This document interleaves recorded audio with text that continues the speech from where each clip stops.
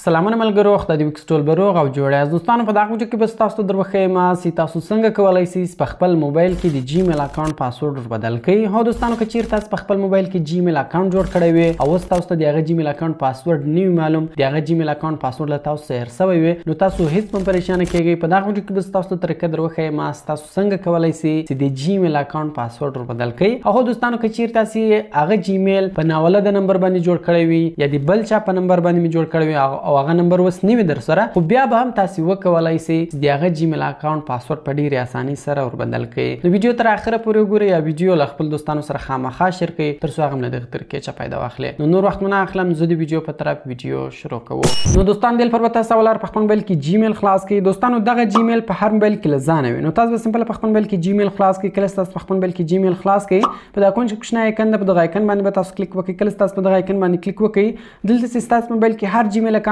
خلاص وي هغه به تاسو ته راوړوي. لاندې به هغه جیمیل اکاونټ لیکلی وي منیج یور ګوګل اکاونټ. نو سمپل په دغه منیج یور ګوګل اکاونټ اپشن باندې به تاسو کلیک وکړئ. کله تاسو په دغه منیج یور ګوګل اکاونټ اپشن باندې کلیک وکړئ، رائټ سایډ ته به راسي، دلته موږ سره د سکیورټي په نامه اپشن ده، په دغه سکیورټي اپشن باندې به تاسو کلیک وکړئ.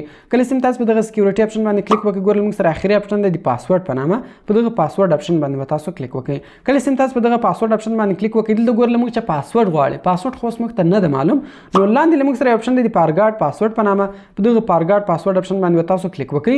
دلته ګورئ تاسو ته یوز یور سکرین لاک وایي، که چیرې تاسو غواړئ چې خپل جیمیل اکاونټ ته نوی پاسورډ ور ولګوئ، نو تاسو خپل د سکرین لاک په ذریعه سره ور لګولی شئ. یعنی تاسو خپل موبایل ته کوم لاک ور لګولی وي هغه لاک دلته له تاسو څخه غواړي هغه به ورکړي، نو بیا تاسو خپل جیمیل اکاونټ ته نوی پاسورډ ور لګولی شئ. نو ګورئ دلته کنټینیو بټن ده، نو سمپل به تاسو په دغه کنټینیو بټن کلیک په ټرای انادر وی به کلیک نه کوئ، په کنټینیو بټن باندې به تاسو کلیک وکړئ.